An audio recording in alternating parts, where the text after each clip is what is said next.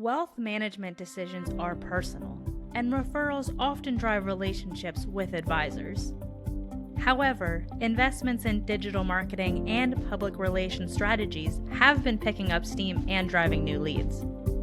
This is especially true for firms catering to the high net worth crowd. Welcome to the Adlibber Podcast, featuring conversations of influence, some of it planned, much of it ad-libbed.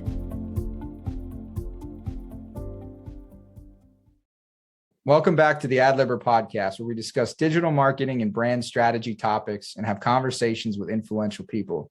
I'm your host, Jay Scott, Account Director on the Public Relations team at Gavin. Today, we're talking marketing and PR in the wealth management sector, how it has evolved in recent years, and the growing impact it has on helping to drive new business, potential relationships, and foster additional team growth. Joining me today are John Ikoniak and Amy Ellisor from Bordeaux Wealth Advisors. Bordeaux is a boutique investment advisory and wealth management firm with offices in Silicon Valley and Seattle. Welcome to the Adlibber. Thanks so much for having us. Thanks, Jay. It's great to be here. Well, let's jump right into it. Marketing and PR, not always been like a top priority in the professional services sector, especially in finance and wealth management. You know, the work generally speaks for itself and referrals from clients often lead to more work. But obviously, we know that's changed in recent years. Digital marketing has come more to the forefront and a lot more emphasis is being placed on public relations. Amy, can you talk about that dynamic? What have you seen, in the marketplace? How has it changed? What's driving some of the investments in this area, especially in wealth management?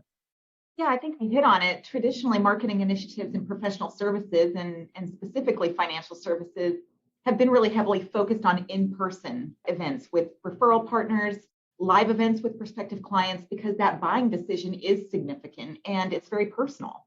So it really requires a vendor relationship that clients connect with, they feel like they can trust. A lot of times people feel like an in-person meeting is the best to facilitate or start that relationship. So what we have seen over the last decade, though, is that digital marketing is making more of an impact in terms of attracting prospective clients. Increasingly high net worth individuals are comfortable engaging in, a targeted LinkedIn ad, a website page, searching a company on YouTube, and then contacting that company via their website. So we are seeing that more and more people are more comfortable doing that. And certainly the pandemic has accelerated this trend. Yeah, I mean, John, I was going to kick it to you. Amy's talking about the high net worth space, like ultra high net worth space that you guys play in. Obviously, your clients are getting more comfortable with digital marketing and obviously the financial advisors are warming up to it as well. Can you talk about that in terms of, how do you think it's helped you in terms of talking about planning or investment topics and, leveraging, your specialized services and experiences to help clients? Like how is digital marketing factored into that? Digital marketing is really helping educate our clients and prospects before we even meet with them. So we feel like we offer a fairly differentiated product from a lot of the firms out there, and being able to use different digital marketing tools, whether it's, something as basic as the website or enhancing that through some videos as well, case studies with clients. Those are all really helpful in educating clients before they even come in, before they even talk with us. So, in that first conversation that we're having with them live, we're experiencing a much more educated, prospect base. They're asked great questions. They've done their research, they've done their homework, and then we can really talk and focus on how can we serve them and are we the right fit for them. Amy, the firm, I know you guys have been developing, implementing more marketing plans, more, I guess I'd say systematic, more holistic approach versus maybe ad hoc, where a lot of firms, maybe look to just tackle things as they come, more reactive. It's gotten a lot more proactive and extend it out over maybe the whole course of the year. You've got plans and strategies. Like what have you learned in that process and developing that, that marketing plan for the firm and how you implement aspects of the plan? Yeah, it's a great question. I think the first learn and the biggest takeaway is that a successful marketing plan in financial services is a diverse plan.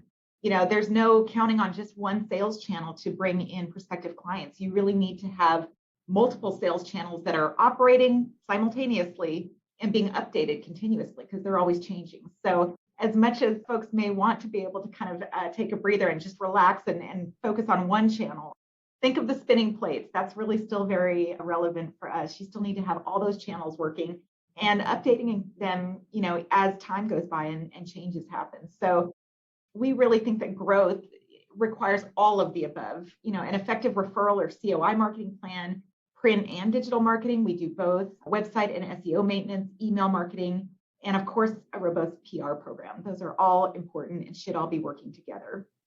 Right. I mean, John, a lot of content, a lot of things, a lot of plates spinning, as Amy mentioned. What's your take on that as far as how you've seen the firm, kind of progress in that space? Maybe it was one plate, 2 plates. Now it's maybe 10 plates. What is that like as someone who's been in the business a while and kind of see the evolution of where Bordeaux's come in the last few years? Well, it's definitely challenging. And part of it is due to the fact that people want instant gratification. So timing is key for us. And what I mean is, if they have a problem, they want to go out and they want to solve that problem immediately. And if something is top of mind for them, that's who they'll reach out to. So we need to be reaching out to them from many different angles and at many different times. And in some situations, we just have to be lucky. We have to hit them with the right message at the right time. So, if someone, for example, is getting divorced, we need to have that message about how can we work with divorcees right at the time when they're thinking about it, right? We can't be 2 months late. We can't be 2 months early. We've got to be there right when they need it. So that's the challenge that's why you need to spin all these plates at once, because you don't know exactly what they're thinking and when they're thinking it. So you've got to be ready for just about anything. Right. You've got to have that content at the ready all the time. I mean, like you said, you can push it out when you need it. There's some evergreen nature to some of the content that you're delivering. Some things do stay the same and some things change, as you know, in being in the business. I guess I'm hearing that there's obviously been more of a direct change in the business. Like, you're getting more information requests. Prospects and clients are more prepared. Amy, is it more like web traffic, more phone calls? I mean, what translates, what kind of correlation do you associate with, this increased amount of time and effort that you're all putting in? Yeah, it's definitely paying off. In general, we've seen increased requests for wealth management information and services over the last few years for a variety of reasons, but a lot of it has to do with there's just a lot of money in motion activity out there right now.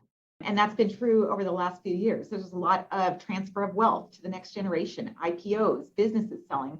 There's just a lot of, as I said, money in motion, where there's a good opportunity for us to go in and provide guidance and help in terms of wealth management. So we are seeing both increased requests for wealth management information, training, education, as John said.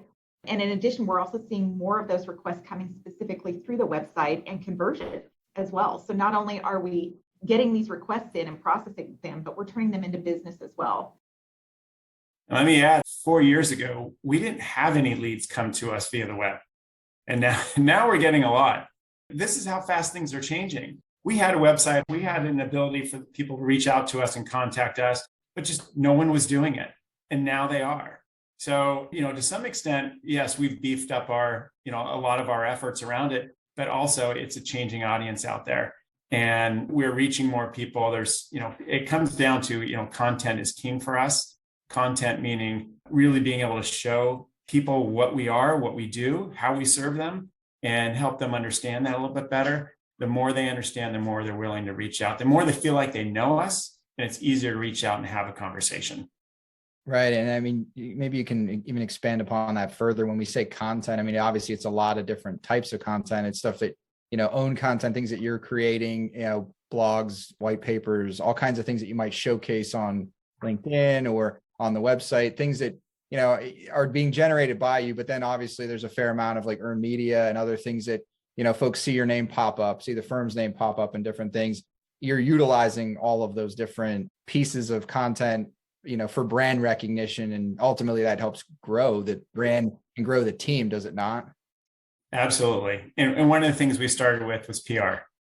That was something that we could do and work with Gavin to do fairly easily about getting our name out there for some of the great things that we were being recognized for. So being on the Barron's top RIA list, or being in local top advisor lists, and other sorts of recognition, hiring a great new talent, bringing them onto the team. Those are the things that we wanted to kind of get out there. And that is really what kicked it off. Is we first engaged with PR, started doing that much more regularly. And then as we saw more traffic come, we tried to figure out how else can we address these people? How can we give them the information that they're looking for? And how can we do it so we don't necessarily need to walk them through it on the phone, at least initially? Let's provide them some information and let them self-select, right? Tell them everything we can about our firm. And if they think they're the right ones for us, then let's progress and take that to the next step. Right. I mean, and the strategy, like I think you guys both mentioned this. I mean, the strategies obviously evolve, they adapt, to current market trends. You were doing something differently, 2 years ago than you are now. Amy, what would you say something you've learned, in adjusting your plans for this year that you maybe didn't do last year, or maybe something you learned from last year that, applies moving forward, like just thinking of channels or areas of focus, like things that, the gaps, if you will, what have you learned that you continue to refine as you work through this process? Yeah, and I think you hit it on the head. It's really about refinement at this point. We've got all these different marketing channels. Now we want to make sure that they're targeted. We have a targeted strategy for each. So, for example, if we really want to bulk up our website content and our SEO, let's make sure that it speaks to the kind of client that is a right fit for us. So the goal is to be diverse in terms of the number of channels we have, but specific and targeted within each, so that each of those has a strategy that is going to be likely to get us the prospective clients that fit, that we are a good fit for, and that are a good match for them as well. Yeah. I mean, John, what do you think? I mean, obviously you've seen a couple iterations of different strategies the last few years, and you have to adjust and have probably the biggest thing is having buy-in from the team, right? You're obviously a managing partner at the firm, and you have other partners that, maybe view these things differently. How do you get everybody on the same page to rally around the plan, the theme, and then, kind of execute? It's going back to what Amy mentioned. That's having a vision and a strategy, putting together that strategy and a plan, sharing it with the team and getting their buy-in on that, and really understand what we're trying to accomplish. And then it's a matter of putting the pieces in place. Now, it really needs to be a holistic plan. You can't do one thing and just expect that to change everything. So, for example, I mentioned we start with PR, but once you start with PR, you end up driving more people to your website.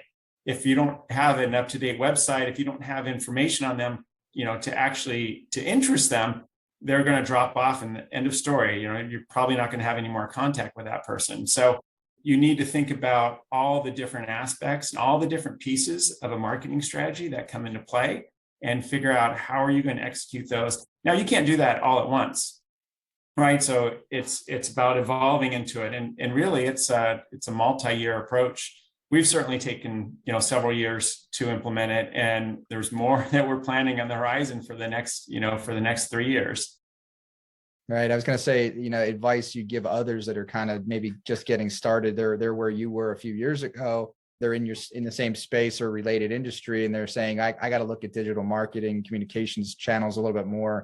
But I think partially it's overwhelming for some folks to think you can do it all in 1 year. And you're mentioning, referencing the fact that it is a multi-year process. So like, what would you guys say, advice you have for other firms or other, even partners that maybe you interact with, and how do they do this, and how do they do it effectively now that you've kind of gone through it for the last few years and have made some, progress, and obviously you want to make additional strides this year?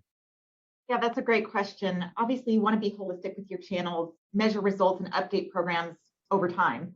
As far as doing them all simultaneously, you can't always set everything up at the start. So for firms that are first getting started, I think a PR relationship is a great place to start, to get a sense of how to get information out there. And then that leads to other things, as John was saying, as far as getting the website up to a place where it can then, continue that conversation for somebody in a digital format.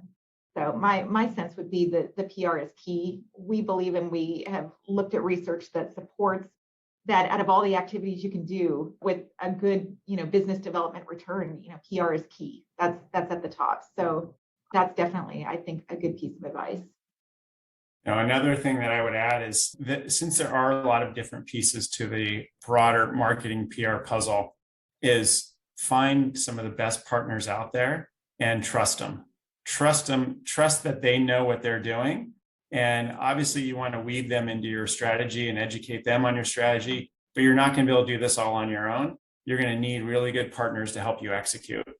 And whether it's on the PR side, whether it's even software technologies to do some of this, or designers, photographers, people that can create videos and content, or writers, there's a lot of different people out there that can contribute to you and to your success. Find the best and trust that they're going to do a really good job for you. Right. I mean, that's a good kind of closing point too, that many firms are probably similar size as Bordeaux, right? I mean, you don't have to have hundreds and hundreds of people to do this effectively. You can do a lot with a core team and then have those resources at your disposal and, add other things in-house as you go, right? I mean, you're not going to outsource everything, but the point I think you're obviously making about partnerships, you have a couple of areas of focus, but you can continue to kind of develop some other things on your own as well. You don't have to be overwhelmed and think I have to go to a partner for everything. You can embrace parts of it yourself and do little things along the way, right? I mean, that seems to be the MO for a lot of boutique firms that in any industry, bootstrap it, figure out some partnerships, kind of work both sides and hopefully incrementally it all makes a difference in terms of business development. Yeah, I would definitely agree with you. Ultimately the strategy starts in-house. It's really what you're trying to accomplish. How do you stay true to your brand and to what you're trying to deliver to your clientele?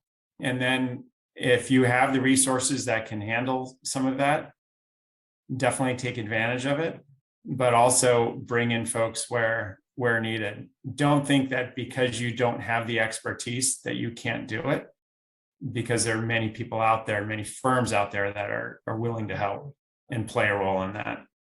Also, just to add to that, knowing when it's a better use of the expert's time than it is of your own.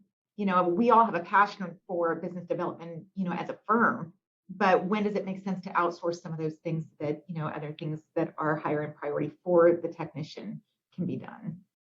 Right. And I think that's a good point. I mean, I think you both, kind of summarize a lot of great aspects of what you've been doing as a firm and helping our listeners learn a little bit more about, obviously about Bordeaux, learning about the industry, how things are changing within the marketing and communication space. And we appreciate you jumping on the podcast today. Thanks so much for having us. It was a great conversation. So we're delighted to be part of it. Jay, anytime. You're a great partner. We really appreciate it and enjoy doing podcasts like this. Thank you for listening to the AdLibber podcast. To find new episodes and get more content from our team here at Gavin, make sure to visit our website at adlibberpodcast.com. The AdLibber is also available on Spotify and Apple Podcasts.